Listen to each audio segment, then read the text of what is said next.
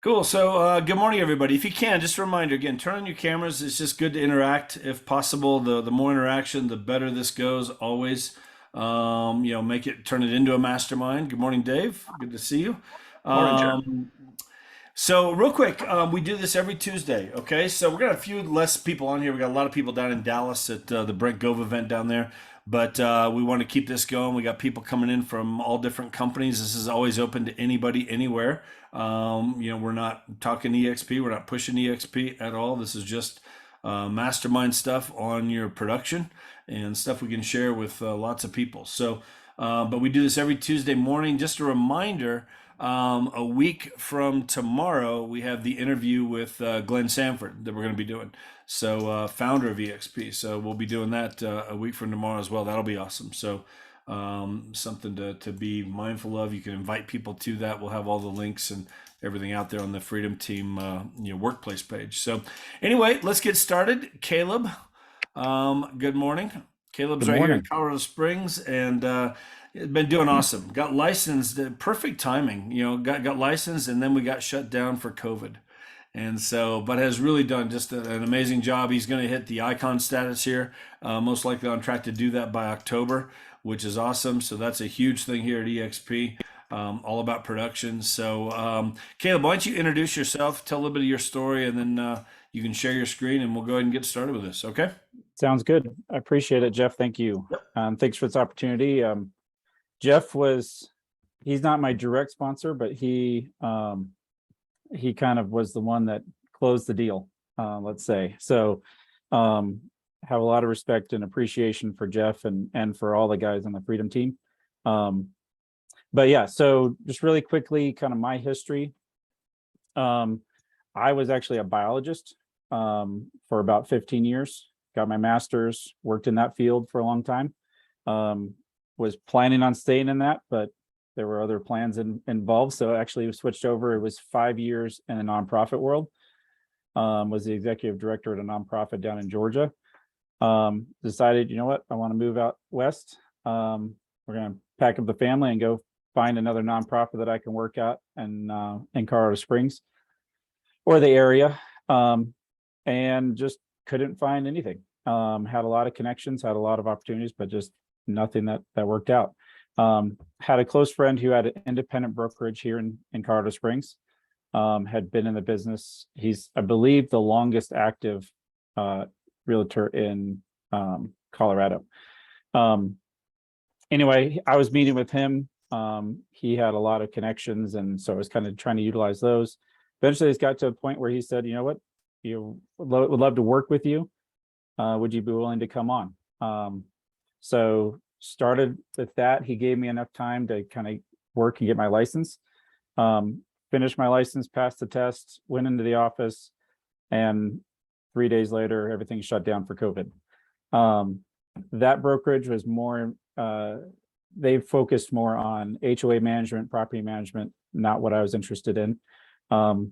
So spent most of that year kind of doing different things, but trying to get into residential sales.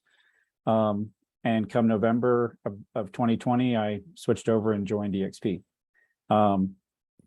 Took me a few months after that to kind of really get my bearings and start to learn the business. But things really kind of took off about that March. I missed Icon that first year, my first calendar year, by about 2 weeks. But I'm set to make Icon this year. So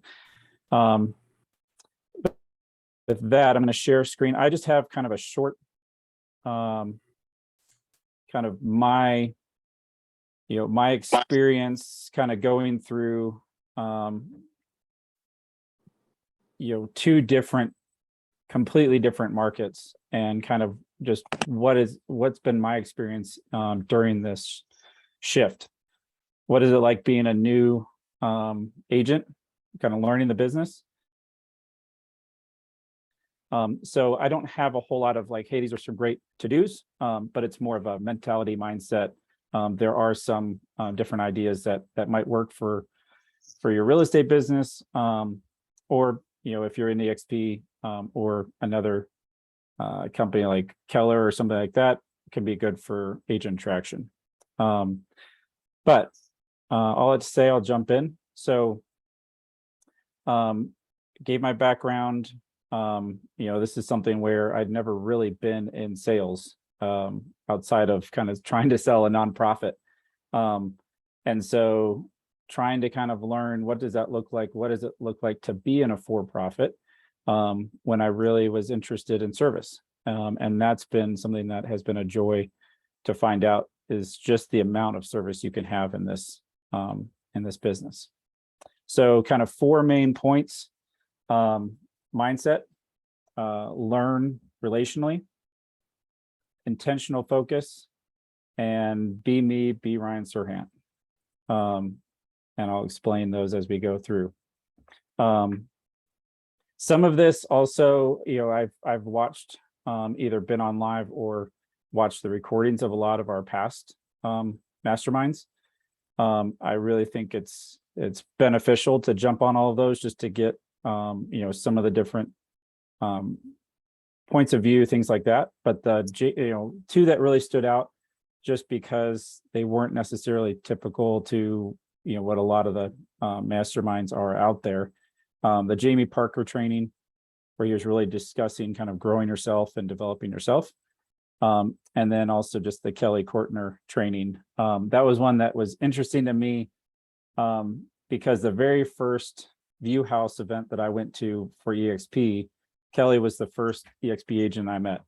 And she had just kind of gotten started, and I was brand new. So that was just something where it's been fun to kind of watch that progression.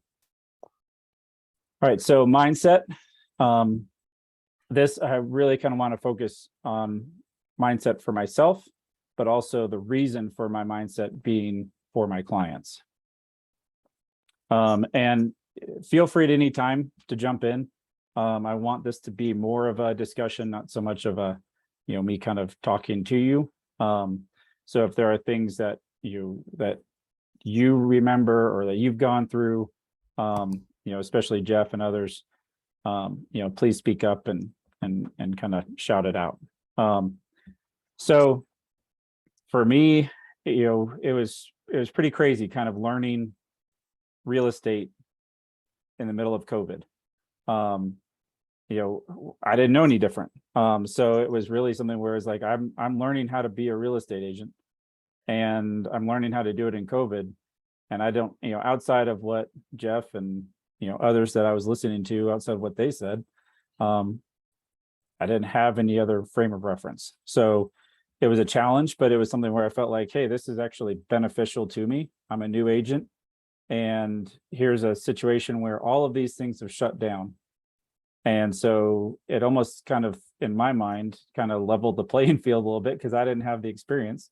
But all the people that had experience weren't able to go out and be doing the things that they would normally do. So, so for me, it was, a real opportunity. But June 6th, that's when I feel like everything kind of changed from that COVID crazy seller's market. I had a buy sell. We had just gotten them under contract on a contingent offer, which, was pretty difficult in that time. And we got their house put on the very, late on the night of the 5th. And they were the only house for sale in Skyway Park, which is, a pretty popular area here. And it just sat. It sat. Tried all kinds of different things to get that going, to get some interest. Was talking with the sellers. They're blaming me. You're not doing marketing. You're not doing all of this. But it was kind of the start of this shift in the market, and no one really knew what was happening locally, nationally. Everybody was kind of trying to figure out, where is this going? But the best thing that that I could do in all of that was to stay calm, to try to gain the information to figure out what was going on. And I think that helped in a lot of ways with my clients as well. I learned a lot from that experience. It wasn't successful. We ended up having to withdraw and cancel their purchase. but it was something that has kind of set me up for the last couple months and going into this fall. Um, so um, kind of when things start to change, when there's that dramatic difference and you're all of a sudden um, you're not your method of operating within this field when when it starts to have issues. I think that staying calm and not overreacting. I think what we've seen a lot in this summer has been extreme overreaction. I've kind of been studying a little bit and listening to a lot of people, and I think one of the biggest things that this has been is that this is the first recession-like situation that we've had in a social media market. And everybody's getting on social media, getting their news, and the world's coming to an end. And I think we've started to see a little bit of a calm, a little bit of okay, now we're getting used to it, we're okay. But I really encourage, other agents to not overreact, to not feel like that the world is ending. But also look at it as an opportunity for new work. This was a time where I was doing a lot of listings. I had found some clients that, and investors, and some others that I was, able to work with a lot of listings. And so seeing this and realizing, hey, there is a definite market shift going on, even before kind of the major media was picking it up. I started to realize, what, buyers could be a good thing now. It's been really, really difficult for 2.5 years. But there's an opportunity here. And so I recognized that. Now I was still trying to figure out, okay, well, how am I going to shift my business to that? But I recognized that opportunity and started to put some efforts into being more buyer focused. I'd always heard all through it, listings are where it's at. But when the market shifts, then a lot of times our plans need to shift with it. The other thing that I learned through this was to be truthful with my clients, but encouraging. One of the biggest things that I was dealing with a lot of my listings were all these sellers that were saying, I don't want to lose money. And the biggest thing for me was saying, okay, well, let's look at the last 2.5 years. Your equity in your home has gone up 40+%. So, think about it more big picture of when you bought, how much equity you have in it, and so I tried to be more positive in that, and just continue with that message of being truthful about the situation. The market has changed, but being positive, being encouraging, being confident, and then don't just follow whatever the new fad is. We've seen a lot of things pop up this summer as things have been changing.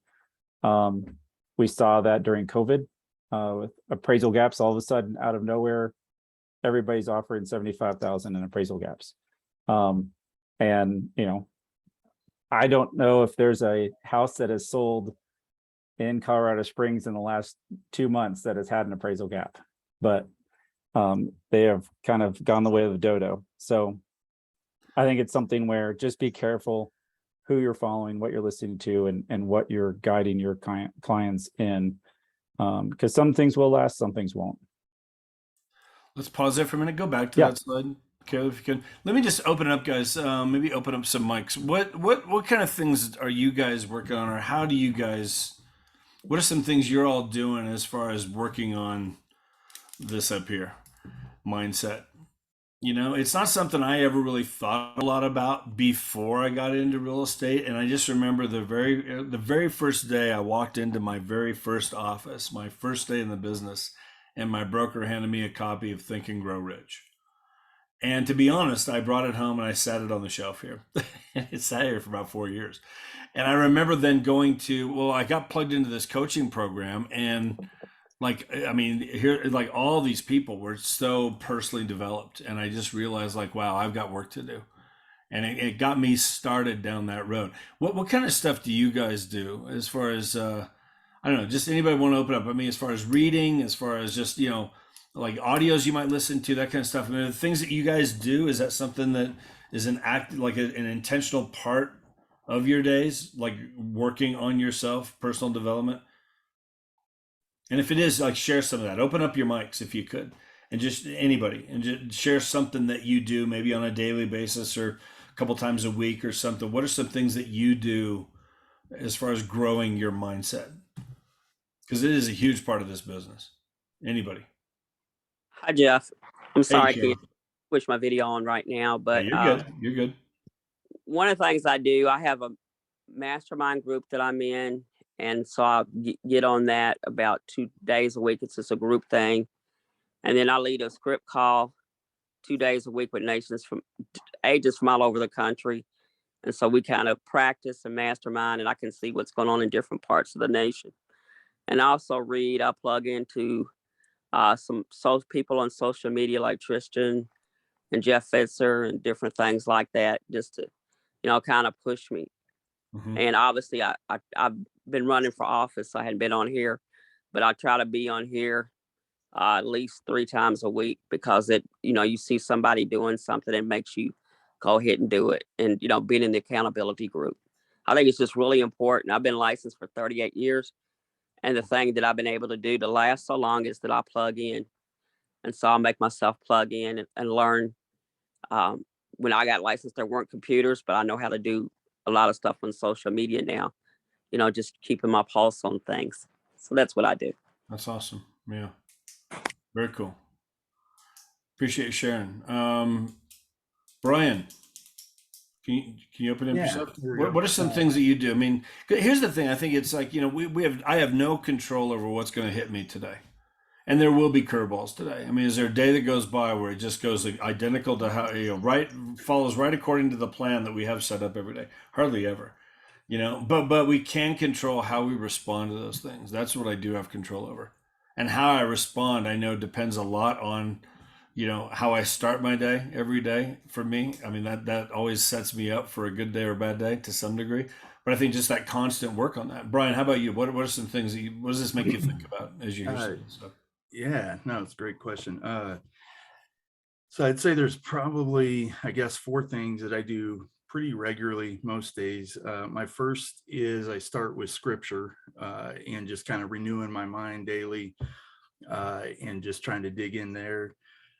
So I'm just systematically reading through scripture, or sometimes thematically, but Okay. start with scripture. Then I have a series of podcasts that I tune into every day, usually, because I can do that when I'm driving or have a minute in between things that kind of deal more with the markets and Fed actions, IMF, just all the bigger kind of Sure. market stuff. Then the other thing is reading, like you all mentioned. I mean, avid reader on just folks that have some value to add. And then the last thing is I try to once or twice a week. I don't have anything like regularly set up yet, but I try to associate with like-minded people. So other folks that understand the importance of renewing your mind, developing that mindset, and working, because it just builds momentum, and you're helping somebody and they're helping you. And so I try to do something, whether that's just getting coffee with somebody or talking with another agent, or just whatever the case may be. Yeah, for sure. Well, that's awesome. I think about this, like, and I remember hearing this early on. I don't know, way back when. It's like, like 10 pages a day. Like if you read, 10 pages a day of some sort of a personal development book, at the end of one year, you've read whatever 3,650 pages. If you did that, right? I mean, there's no way that doesn't change the way you think and the way you operate, whatever, and take yourself up a notch. There's no way that doesn't do that. I've always heard that 10 pages a day, 15 to 30 minutes of audio every day, which could be a podcast. It could be, an audio book, whatever, Audible. that kind of stuff. But again, just that kind of stuff. I mean, this. I think I've said this before. The books over here, those are just dumb books. Those are my like shut it all off and whatever dumb books. These over here, this is all these books over here. This is all like it's personal development stuff. It's business books. It's money books. It's mindset books. It's negotiating books. It's you name it. All these different things that I've used over the years in business. And so and there's a lot over here I haven't read yet. I mean, but I've always got one that I'm reading. I just did a big road trip with my daughter. We went back to Indiana to visit my mom. It was her 80th birthday. Went back there for a week. I had some real estate stuff I was doing back there as well. But the whole way there and the whole way back, I was listening to audio. I mean, we went through, I went through, I think 3 books total between, just in the trip. It was really good, really good stuff. And honestly, my daughter's into that as well. So we had a good time. We picked books that we would both like, but how important that is. I think, and I think right now, guys, I think one of the biggest things to think about, Caleb, it got me thinking, because again, stay calm, your clients won't. And I think that's huge, because right now with, the clients, buyers, sellers, especially sellers right now are getting more into that, there's, that antsy mode, that, the worry, some of the fear, that kind of stuff, whatever. And, if we go into that and we're no different, like we've got to be the calming force in that deal, and help talking them through some of that kind of stuff. Like they panic. If we panic, that deal's in trouble. We're in trouble, whatever. And it's like, I think we need to be that person, be the pro. It's a great opportunity to go in there and really, earn your worth with that, and really gain something there to where, man, that you walk out of there, you're the hero. That can happen in these kind of deals in this kind of market, and you get a client for life. This is what will happen. They'll refer you people, all kinds of stuff. But if you're panic and they're panic and it's just, it's just chaos throughout that deal, you're probably not going to get a whole lot out of that coming out of it. I mean, you get through it, but it's like, oh, thank God we're done. And you never hear from those people again. You don't want that. You'd love to get some referrals out of that, where they send more people to you. Let me ask this real quick. What kinds of, you mentioned opportunities right here, because there's always opportunities. Anybody got any thoughts on this as far as with this kind of market that we're into right now, this shifting market? What kind of opportunities are you guys seeing for yourselves? I mean, anything jump out right there as far as different kinds of opportunities, different ways of marketing, right now that are working for you? Anybody want to throw out anything? Any thoughts on that? What I've seen, one, just I've always enjoyed working with buyers. It's a lot of time. I know during COVID, I had one buyer that I wrote 26 offers before we got one. Wow. And but it was something where and that was an even funnier story, because then, she was this young married couple. He was deployed. So I was really just got to know her. We found them a house, their first house they're buying. This was the second duty station. They moved in, month and a half later, they're getting divorced. The relationship fell apart. But she kind of waited a few weeks and then reached out and said, I don't have anybody else. You were with me through all of this. We had really gotten to know each other just over the phone and other things. And she needed help. She needed somebody to lean on and that somebody that she could trust. And so it was an opportunity, to have another deal, but it was much more important than that. And just being able to be of service, being able to take care of a client in a way that wasn't possible in a lot of others. But it led, in doing that, I've gotten 7 other clients. Wow. From that one, just of how that went. And so right now, I think it's something that there's a lot of opportunity out there, because there's still plenty of people buying and selling.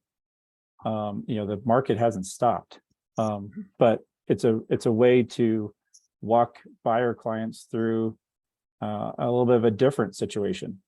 Talking them off the cliff on interest rates. All of those things, I think, But I think there's also, if people are interested in investing, there's a lot of opportunities. Um, putting together a number of clients that have HELOCs and want to, invest in a rental property. So there's a lot of things that I've seen that are coming out of this where, the interest rates are still good. But a lot of investors have slowed down. And so there's some opportunities out there that there weren't a few months ago. Right. Romy's asking, how did you get the 7 additional clients? Was it referrals from? I mean, is that what happened through that? Yes. So it was all referrals. But it was something where I stayed in touch. That was something that, a lot of the trainings that we used to do on Freedom Team with agent attraction, the principles still apply no matter what. And that's something I think I was going to mention also about, a lot of the books you were talking about. It's not all real estate. It's a lot of other things that can apply because we are working with people. We're working to, not just to sell, but you're working through these major complications and deals and all of that. And so I think really being well-rounded, and the art of the follow-up, I think is one of the trainings that, that the Freedom Team had done. But that was something where I just stayed in touch. I helped her move down to Texas. She had a 1.5-year-old at the time, and just stayed in touch, just checking in. She was military and had a lot of military friends. And so the first one ended up being a rental, and I was not interested in trying to find rentals, but, and I didn't really care to get the $125 that the rental management company would give, but I saw it as an opportunity, to, hey, I want to work with a lot of military clients. Here's one that, yes, they're looking for a rental, but that turned into a buy. That turned into, they had 3 others. Some were buying, some were renting. It was just an opportunity to meet people and to be genuine. And I think really show, more than just, being transactionary, but to be, really working towards, doing what's best for them. So Good. Go ahead, man. Jeff, really so fast. Yeah, go ahead. Yeah. Go ahead, Brian. Just to build on what Caleb said, coincidentally, within the last 3 weeks, I've had 2 conversations where I started with the individual and then found out that they had formed, had formed like investment clubs. So for an investment property, and so I guess those are opportunities that I'm seeing right now. I've seen 2 of them. I'm in the process of getting in front of the groups Awesome. to talk to them about what they're doing and how I can help them. But that would be a new opportunity that I'm seeing. For sure. That's awesome. Very cool. Find the groups that you can get in front of. There's lots of groups out there. And there are those investment groups, different kinds of, different things, whatever, that you can, different ways you can get in front of a group of people. Partner up with a lender. We used to do those. We haven't done this for a while, but kind of like we did a Saturday morning, like almost like a little seminar, like a home buying seminar, And buyers are seeing more choices. The rates are up a little bit. They're going to stable out here a little bit, but there's more opportunities for buyers. It's kind of leaning a little bit more into their favor in terms of there's no rush here in terms of getting. They're not going to be competing with as many offers. The competing offers is way down. They might compete if it's priced right, but they might compete with one other offer compared to 10. Their opportunities are there.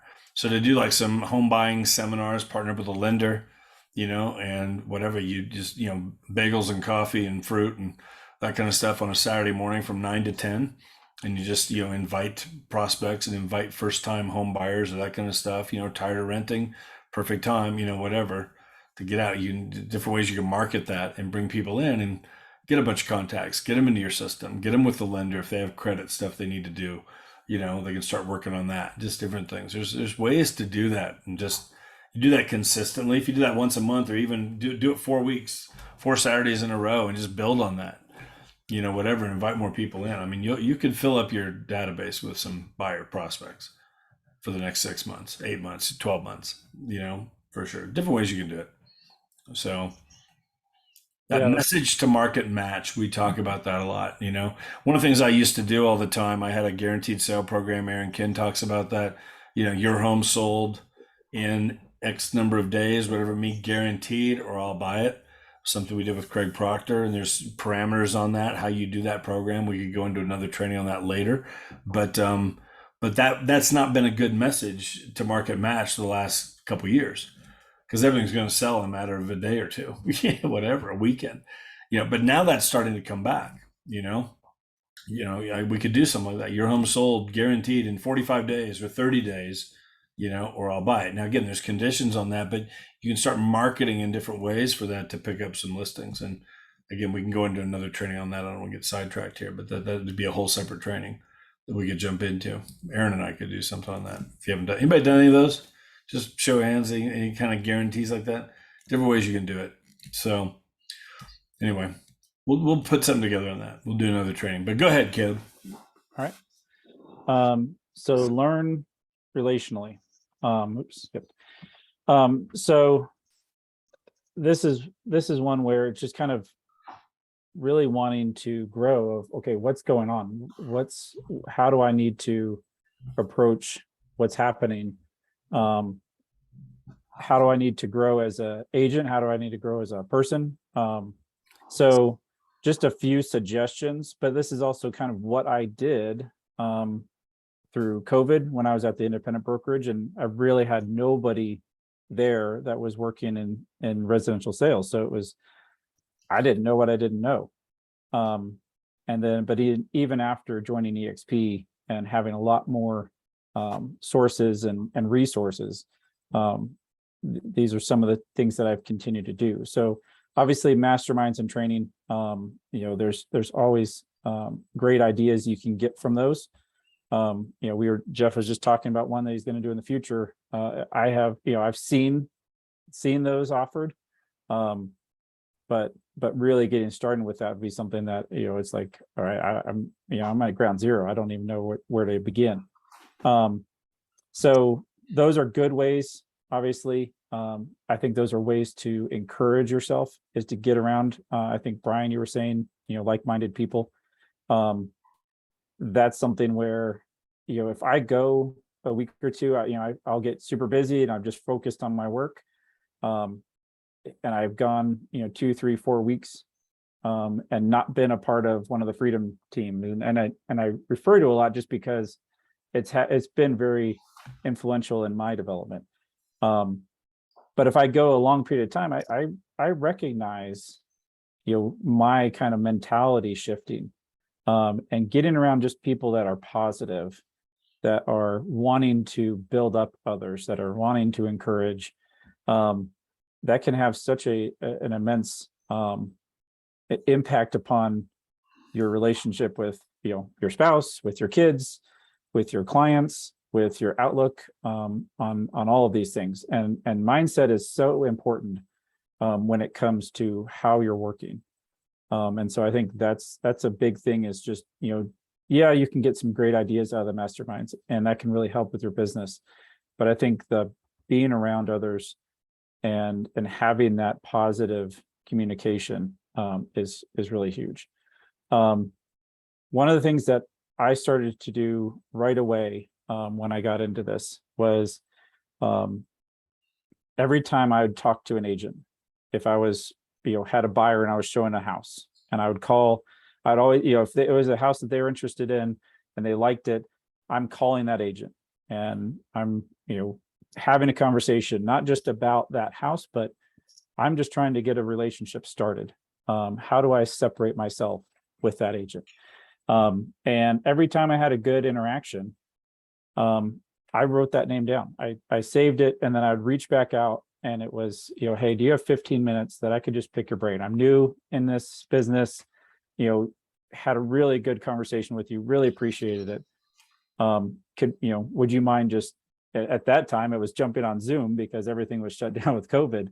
You couldn't even get coffee or anything, but it was something that I was doing to learn the business. I was doing to build relationships. I was doing it to also learn what are the other brokerages out there. Because at the time I was at an independent brokerage, and it was kind of my role was going to be to kind of build their sales department. So I really wanted to learn, what is Keller Williams like? What is EXP like? What is, all of these different, the newer ones with Compass, and then you have Remax and Coldwell have been around forever. So it was really trying to learn that. But in doing that, I learned so much, not just about the business, but about techniques and people, and building these relationships. And and once I joined EXP, I realized, hey, this is a great method for agent attraction as well, because I'm just meeting people that I've had a good interaction with. So I know that, that they're good people. But how can I grow? How can I, grow them? And how can we start to develop those relationships? And that's been huge for my business. I've gotten a number of deals. During COVID, I got some deals for buyers that we were well below the highest offers. But I was reaching out and building those relationships so that agent was going to be trusting me more, and literally convince their client to take an offer that was $25,000 below their 3 highest offers, simply because, I was the only one that really reached out and communicated and talked and built that relationship. So I think within EXP, that's the one thing I've really noticed has been great, is the collaboration, the willingness to help each other. But I've gotten that also with a lot of other agents from other brokerages, both here and nationally. So there was one agent I called. It was when I was trying to really kind of work on agent attraction, and she's in Florida, in Orlando. And I was talking with her, and she's been in this business for, I think it was 37 years. And, a successful agent. But that was kind of how I approached it, was, wanted just to talk and see if there was, things I could pick your brain on. And I'm still new to EXP at this time. And so she was kind of giving me advice on, how to work in this business. And one of the things she said is, I see all these new agents that come in, and they're in the office, and they're taking all these classes, and they're doing classes, 5-6 hours a day. And she's like, there aren't any clients in those classes. You're not going to meet anybody at your office, at your real estate office, that is going to want to buy or sell a house with you.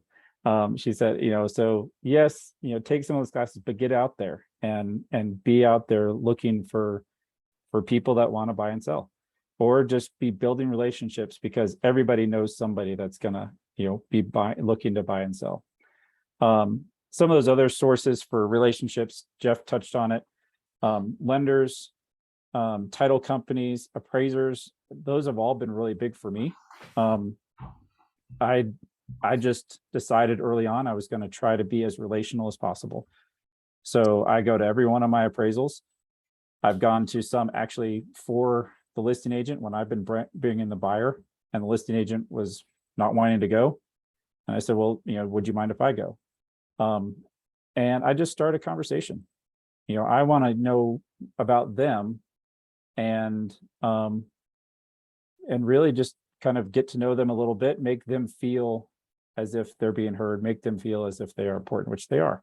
And I, throughout all of COVID, I had, I think it was 8 of my listings that came back, either tidewatered or, under appraised amount. And I got all 8 of those to come back up to at least the agreed upon price.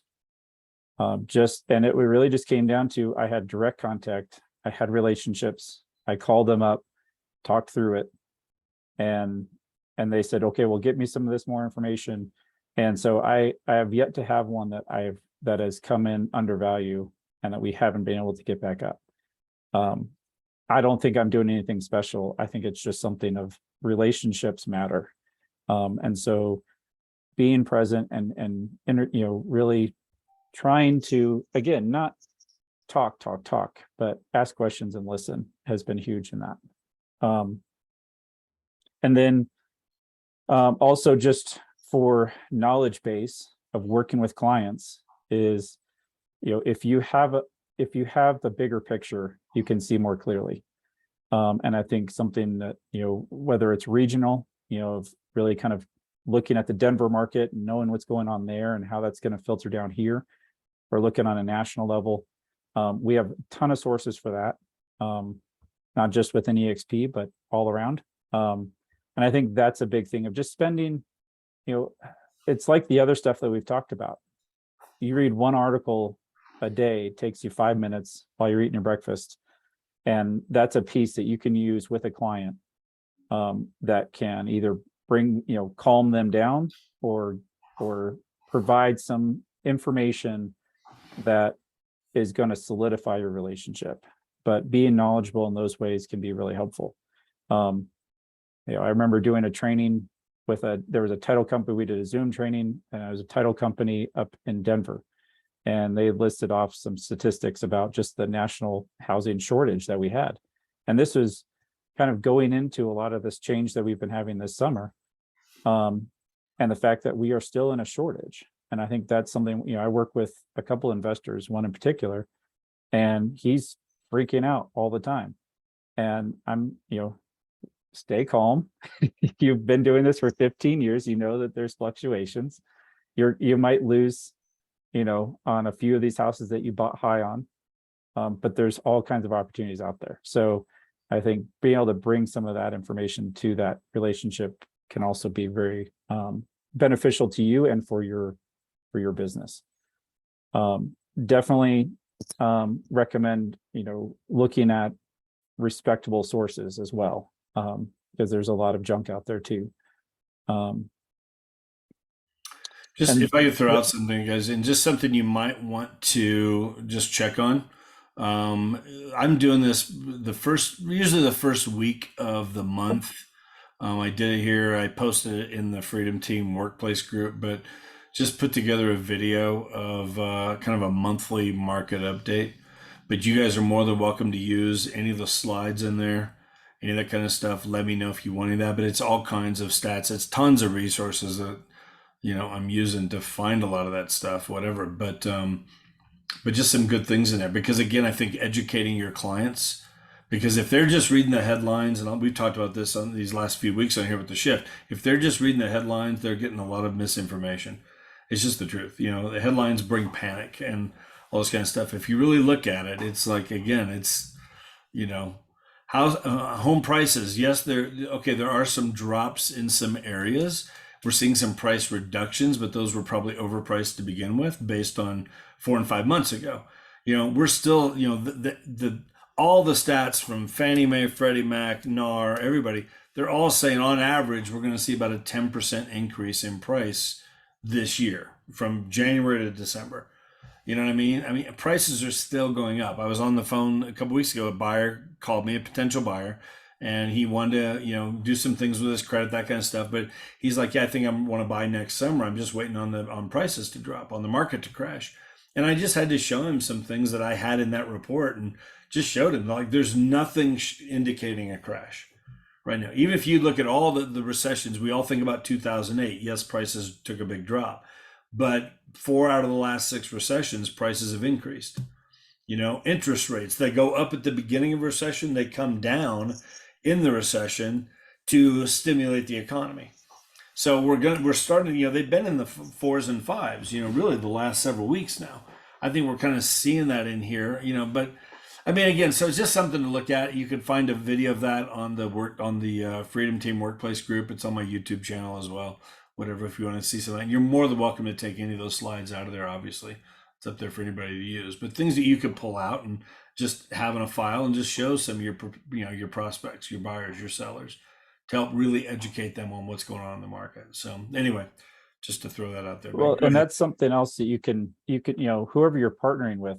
I have a lender that I work with a lot here. I have a couple that I try to keep in touch with, and then one in particular.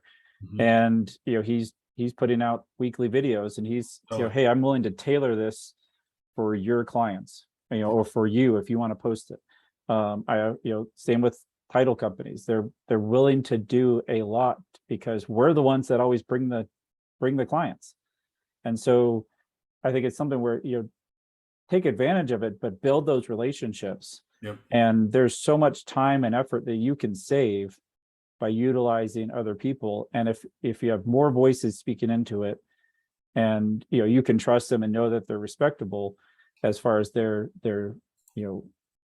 information, I think that's another way of just, it makes you look better if you're providing information from other sources that supports what you're saying. Yep. Any other thoughts on any of that?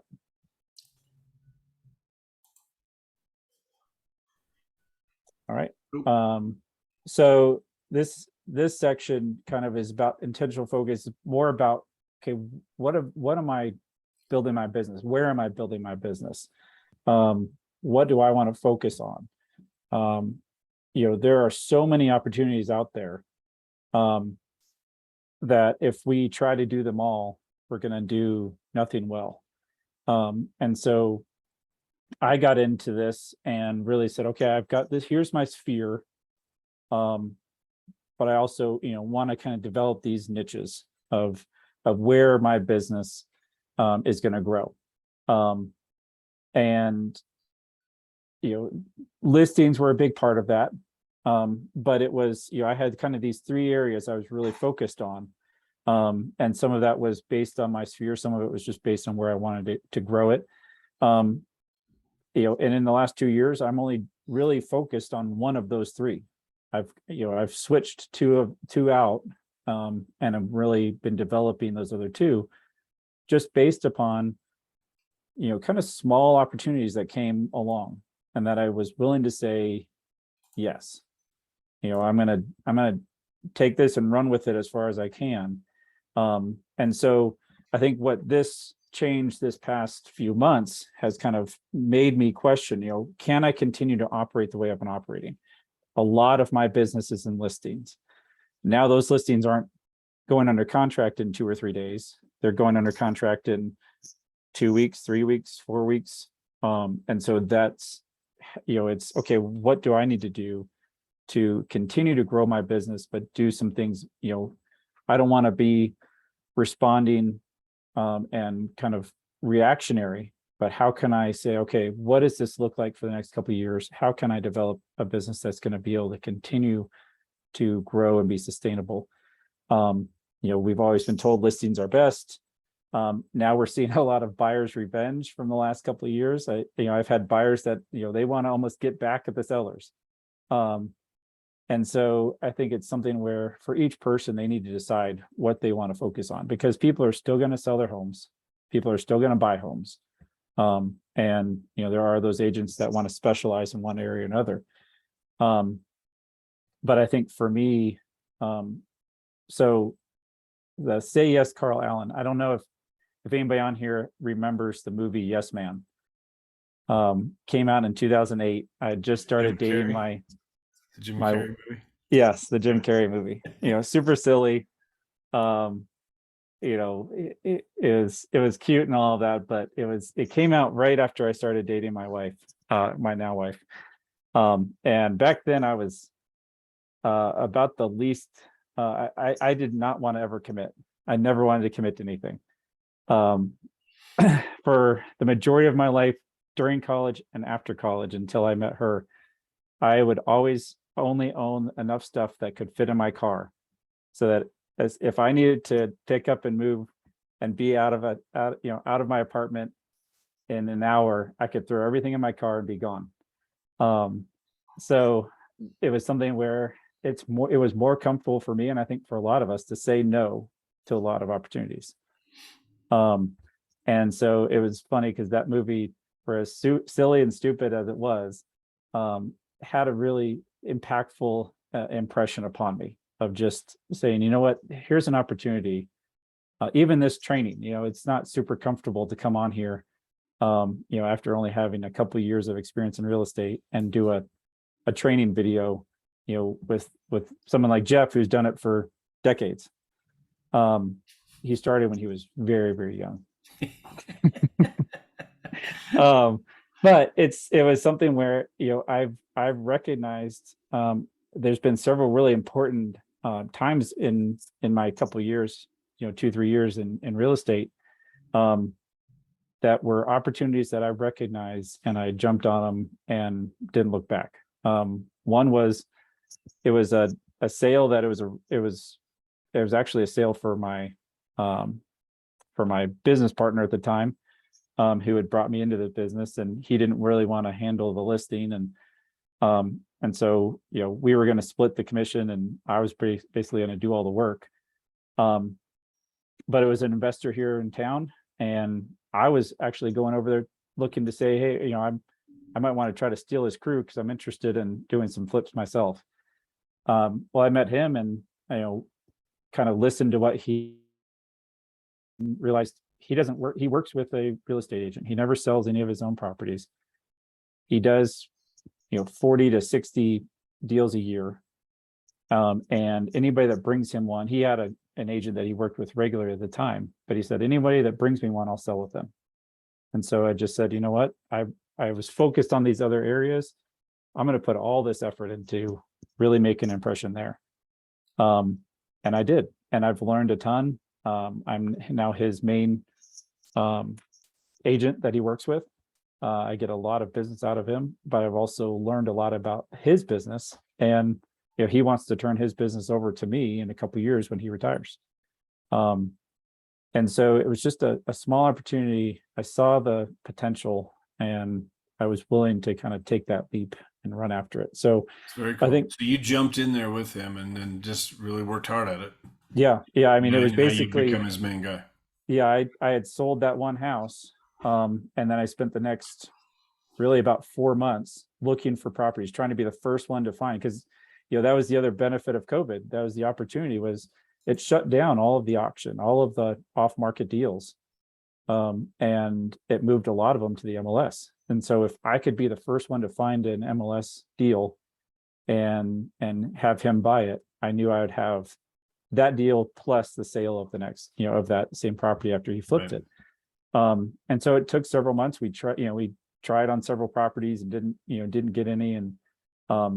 And then in March of 2021, I got our first two, and I just stayed on him, and I was constantly calling. I was wanting to pick his brain. I was, it's, if you treat people with respect, but also kind of stroke their ego a little bit, it can go a long ways. And I just, the more I learned about his business, the more I saw how much opportunity was there. And he had a falling out with his agent, because he's not easy to work with, but again, it was an opportunity to do a whole lot of business and learn a lot from the business and build a lot of contacts. So I have a lot of hard money lenders that I know now. I know a lot of vendors. I have all these crews that, I've learned a lot, and I've built a lot of relationships, so that if I want to, I could do that full time. I don't want to do that full time, but that's something that in 2 or 3 years, I have a already built business that I could take over, and just, millions of dollars in revenue. So, and it all just came from one kind of random meeting, chance meeting. So I think that's something where, yes, be focused on what those niches are that you are building and developing. But if something else comes along, don't say no to it. Don't say, I'm just going to focus on this other area, because there might be an area that fits you better. And just one more quick story. There was this young woman named Ryan. This was during COVID. So I was the only one going to grocery stores and stuff like that for my family. We still didn't really understand what COVID was and all of that. And I just would try to, every time, we weren't getting a lot of interaction, but we were still being checked out at the grocery store. And so I just started talking. She was checking me out. And so I just started talking to her, and, how's your day going? And she asked what I do. and so it's an easy into, I work in real estate. And she was super interested in it. She was young, I could tell she was more interested in getting into it. So I just said, well, here's my card. If you ever want to talk about it or get any, from my brief experience of, going through the classes and all of that, feel free to call or reach out anytime. 10 months later, I get a phone call and she's on the other line and she's crying. And she said, I had your card, I lost it. And it was lost for like 7 months in my room. And I went in there, I was desperate, and it fell out of something that I hadn't, I picked up something and your card fell out. And so she called me up and she was in a situation where she needed a place to live. And ended up, helping her to find, and she had been looking and couldn't get any kind of rentals. And, and again, I'm not looking for rentals, but, in just meeting her where she was and being willing to say, it's time, it's effort. Who knows what could happen in the future? And I'm not going to get paid on this. And that wasn't my concern. It was, let me see if I can help her to find a place. We found her a rental. It really worked out well. She was in a safe environment. And she, from then on just said, I'm going to, tell everybody I know about you. And deals have come out of it. I've had, I think, 8 deals that have come out of just her talking to people. She's, I've set her up with my lender to get on a program so that because her big dream in life is to buy a house. Mm-hmm. And so she was at a place where she doesn't make much money. She doesn't have much education, but she wants to buy a house. And so I set her up with my lender, who's great and is willing to work with her and set up a program. And, so she's on this whole, savings and building her credit and all of this. And, she just reached out recently. And so I think it's just something where, don't overlook any opportunity. And most of the time, those opportunities come in the form of people that are in need. And so I think that's just something where, if we keep our eyes open, there's a lot of possibilities. That hits me because how many times over 20 years have I turned down a rental? Like, oh, we don't do rentals, Thanks for calling. Right. Because it's a pain. Especially now that they you're gonna switched make over to $100 or rentals. something, but how many people could that lead you to? I mean, it Right. just gets me thinking about that. So anyway, yeah, go ahead. Sorry. Yeah.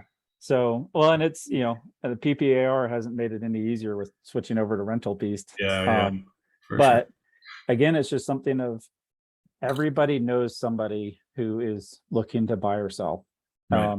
And, that might not be your client, but if you treat people well and take care of them, even if you have to go out of your way, it can turn into some amazing opportunities. Right. Cool. And then kind of my last slide here, be me, be Ryan Serhant. I don't know if anybody knows who Ryan Serhant is, but he's a big time real estate agent in New York City. Was very young and he was trying to be an actor, but got into real estate, and he started in 2008, just weeks before the crash. And now he's one of the most successful in the world. Started his own brokerage in 2020 and they do 100 million in sales every month. Wow. But there was a lender that I was working with early on. It was actually to buy my house, which was one of the first deals I was kind of a part of. And the lender, we met with them, we were trying to kind of build a relationship, and he said, have this book. I think you'd really like it. And it was Ryan Serhant's book. I mean, he's still only 38, so he's not exactly old, but he's been doing it for a while now. And read that book, watched a lot of his YouTube stuff. But the things that I really enjoy about him is it's more of this mindset. He talks about how to stand out, but it's not so much what you're doing in real estate or what knowledge you have. Yes, you need to be knowledgeable. You need to be able to be that expert for your client. But it's really about just a lot of those other things that we've discussed, and that some of these other trainings, like the Jamie Parker training of doing the things that to take care of yourself, and to grow yourself.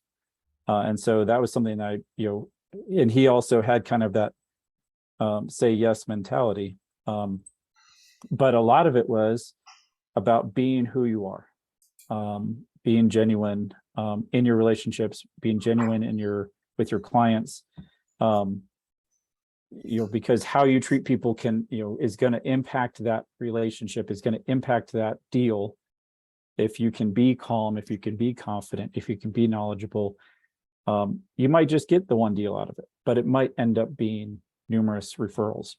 But I think one of those things that, and I'm going to skip ahead a little bit on this slide, but is to be who you are, to not try to be somebody that you're not. There's agents out there I've met that are super successful with Facebook, or super successful with Instagram or YouTube or whatever it is.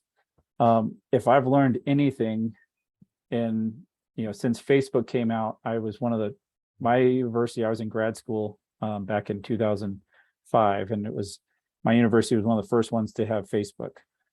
And so I got an account. I was in grad school, I was teaching all these freshmen in general biology, and they're all on Facebook, and so they create my account, and about a year later I think I deactivated it, and I hadn't used it until I started in real estate, because I realized I am not a social media person, and so it was something where I could try to be like some of these others that are doing social media, and they're huge on Facebook, and they're on there all the time, and they respond to everything. But, I can't change who I am. I can't change what I'm good at. I can't change, the things that I care about. And so trying to force that is never going to be successful. And so I think that was a huge thing for me. It was just recognizing, okay, I need to focus on what my strengths are. I can get a lot of ideas from these trainings, but I need to make them my own. I need to say, okay, how can I do this so that I can do it in a way that is going to be consistent and be able to continue, and really focus on my strengths, admit where I'm weak, and either find out if I can improve that area or if I need to outsource it for my business. And so I think that's something that I've gained through really just in reading other books, talking to people, listening to people, seeing what they're good at, and trying to say, okay, who am I? And really recognizing who I am, what my strengths are, and how I can be successful in the way that I am, instead of trying to be somebody that I'm not. Mm-hmm. And this is something I've also talked to a lot of new agents recently. I've got a lot of experience in life outside of this. When I was working at the nonprofit, I was going into billionaires' offices. I would meet 2 or 3 times a year with Bubba Cathy, who was is the son of Truett Cathy, who's the founder of Chick-fil-A. And I would go in and I meet with him and his business team, and because he was a big supporter of the nonprofit that I was working at, and we would go in and we would work out he expected me to bring in, what is your business strategy? What is your, how are you developing the youth home that I was at, not just in how we operated, but also on the business side. And so, I'm working with somebody who, not just him, but his whole inner circle, and being in an environment that, for a lot of people would be, pretty difficult to be in. So I have a lot of experience in my history. How can I utilize that in this? And I think that's something in working with a lot of newer agents, or talking with newer agents, of just saying, you don't have to be an expert to start and do a deal. You don't have to be an expert in, a short sale. Get into it. You've got all these resources that you can utilize while you're in it. But that's what I've seen with a lot of agents, is they get so worried that they're going to mess up that they don't get started, and they don't take that opportunity because they're fearful of of what they might miss or how they could screw up or how embarrassing might be. That's where we learn the best, is when we're forced to find out. And if we're honest and just say, I don't know, but I will find out, it can go a long ways. The last thing, just really quickly, for me, but I think it really holds true, is to chase the opportunity and the service. Don't chase the money. If you're in this and you're really focused on your clients and what is in their best interest, in taking care of people and in growing things the right way, the money's going to come. It really is something that I believe, but I think it's been shown over and over and over to be the case. Yeah. I used to train my team all the time. Don't let the goal be to get to closing to get the check. Get to closing to get the referral. Do such a great job for them that they want to bring you more people, and the checks will come as a result of that. If we're just going for the check, it's all about the money. It's like, it's just not going to get very far.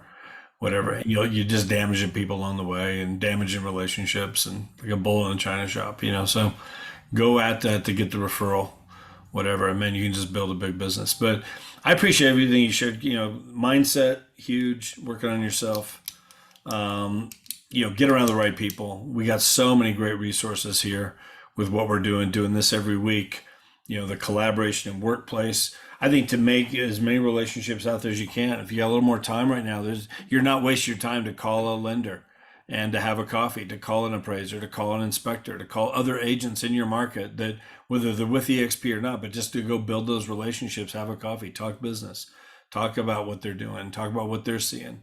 What are some things they've been working on? Just everything. Build those relationships. It's so huge. You're just coming off your biggest month ever, right? Yep. Yeah. Well, I'm right in the middle of it. There's so many people right now with the shift. They're just like, whatever. Oh my God. They're in that panic mode, whatever. And just so, yeah. Yeah. And started on this past Friday. I have 3.5 million in closings through this Friday. And then, a bunch of others that are coming, but yeah. It is something where I can't always explain it. It doesn't seem like I'm doing anything in particular, but it really, I think the relational aspect of it has been huge. I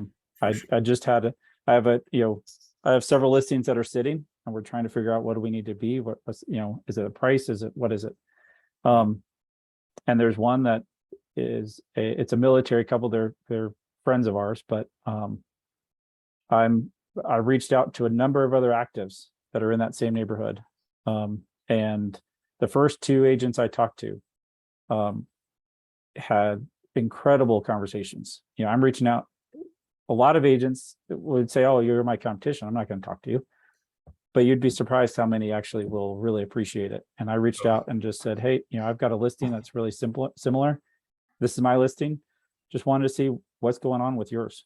Have you had showings? Have you had offers? Have you, what's going on? And the first one I talked to said, you were on my list to call. I have all 8 of the actives in this neighborhood, and I was going to call you. And I talked to her for, I think, about 45 minutes. And it wasn't just about that listing. It was about the market. It was about her experience and what's going on. Sure.